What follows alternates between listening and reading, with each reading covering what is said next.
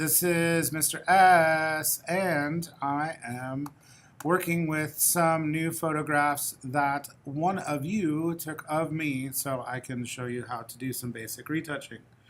I am going to do a quick demo, and I'm going to post this on YouTube so that you guys can work on yours while we finish up this in-studio portrait numero uno for second semester.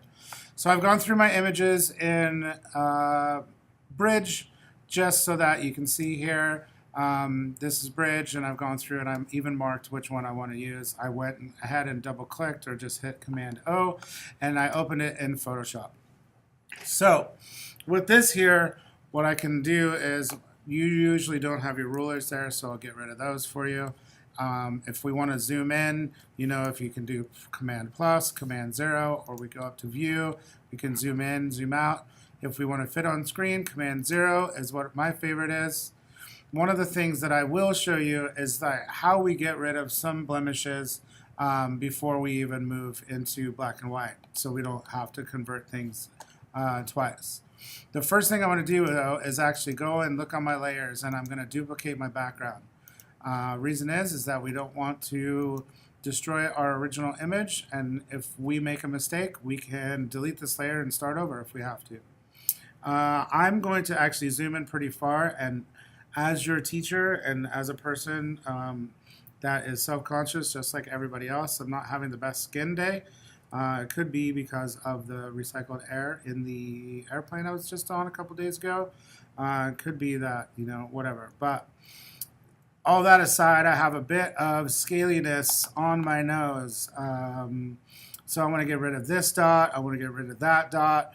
There's a couple little bits here and here, over here. And I'm going to show you that this thing is in focus, but we're shooting at ISO 1600 this week. So the noise in the image is actually going to be to our advantage. So I'm going to zoom out just a tiny little bit, and I want to show you guys a quick and easy tool. I'm sure that you probably have seen it before, but I want you to go count down from the top. 1, 2, 3, 4, 5, 6, 7, and we're going to use the spot healing brush tool. The thing that we want to do is we don't want to change any of this stuff up here. We want it to be on the content aware. One of the things that I will do is I will actually bring down the hardness in the brush, because hard brushes create more dots to deal with. The size we can see is pretty small, so I'm going to bring up the size. There's also keyboard shortcuts for this. Other things here, don't worry about it just at the very beginning. But I can show you that if this little knot on my forehead here, I can click it one time, boom, and it's gone. If I Command Z, it comes back. The thing is that you got to be very careful with any of these tools. And the reason why is because you can overwork an image, and then you always have to be zooming back out to make sure that things look normal, and then zooming back in so that you can actually see like what you're doing. If it's just a dot you want to get rid of, you can go and get rid of it just like that. The computer itself is doing a lot of work, and this is like for very simple things. There are other tools that are better for others issues, but we're just talking about spots. They call them in England, we call them pimples or zits. This is another one here. I'm going to use a keyboard shortcut, which is the right bracket, and I can just get rid of that one. And I wish life was just that easy. I'm going to make this one a little bit smaller. I can actually click and drag a little bit, and we can get rid of a couple marks. Now, in my pursuit of perfection, I obviously am not. So I'm going to leave some things that might, be a little bit too tricky. Like the redness down here in my face is always because my face is pretty red to begin with. I have kind of a reddish tint to my face. Also because of the color temperature of the lights that we were using in the studio. But this is a bit of some dead skin and then boom, it's gone. But it looks a little bit like there's a line coming through there, so I'm going to Command Z, and I want to actually work with it a little bit more. So I'm going to go and get my healing brush tool just for spots, and you can do just like that, but you got to watch out for these patterns that could potentially arise. So I'm just going to try and get rid of that. No longer is there like a vertical line there. I think I'm not going to worry about too much other. This one bothers me a tiny little bit. That looks like a little bit too much work that is done on it. So some of these things, you got to try it, zoom all the way back out, and then if it's really distracting, continue, go ahead and do it. That looks a little bit better to me. If I go back and go look in, and I can get rid of this other little mark here. I'm just going to try and if I zoom out, if it makes it look better, good. This thing up here is actually a mole. It's really widely lit or brightly lit. There's not much I can do about that. It's actually part of my face. I can edit it out, but then there's a bit of truth that we want to still have in our images. We don't want them to look over processed. And so I think that just this little bit of a bump right here, I'm going to get rid of, and I think it's the J key, and I'm going to just get rid of that one. And that's all I really want you guys to do before we convert this to black and white. The thing is that once we convert those things, and we can look back and say, oh wow, let's look at all, connect the dots on Mr. S's face. Now they're gone. You don't need to go and do every single little dot. I'm not going to go and worry about my gray hairs. Like, I guess I kind of earned them. I'm old. But what I can do is I'm going to get rid of this one that is distracting in here. And if I get a little bit of a smaller brush, I can actually go and get rid of that. Boom, gone.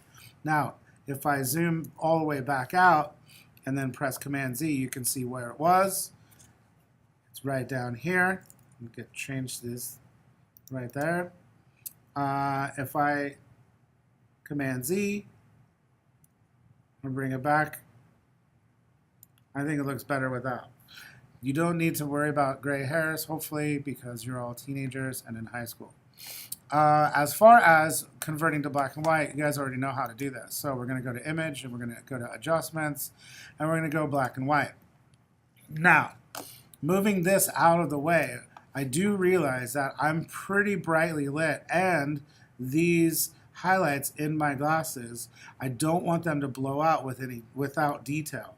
So I'm going to zoom in a little bit and just see if I can work with a bit of the reds just to richen up skin tone a little bit more. I'm actually going to bring up to the left just to increase the contrast.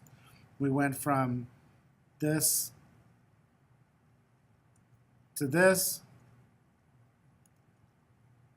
That's before. This is after. And we can see that we got highlights. I got wrinkles in my forehead. That's pretty standard for anybody that has, gone through life. There's a couple little dots I kind of want to deal with the tip of my nose, but I think that's about it. And this is about the best that my face is probably going to be, especially in black and white or in any situation, because we don't get to work on our face in like 3D unless someone can teach me how to do 3D makeup while moving. If you have some stubble, some things like that, we can get rid of with the spot brush tool or the spot healing brush tool. There are other ways to do things. I just want you guys to learn this one tool for today. And as far as everything else, as you can see, if I actually just press the spacebar down, I can get this hand and I can move the image around. And there's lots and lots and lots of little bits that I'll teach you guys in a little bit. This is from when I used to have an ear piercing when I was 19 years old. I could go and get rid of that if I wanted to. But as a traditional photographer, I don't want to over retouch because then people can start looking a bit fake, and I'm trying to be as little fake as possible. So going from the original image with all of my defects and in color, and we just converted to black and white, we got rid of some spots, you guys can make yourself look really good, really super fast. And if I just go and say File and Save, because I have that second layer, it's going to ask me, where do I want to save it to? Well, I have an editing sample folder. I'm going to make a new folder, and this is going to be edited.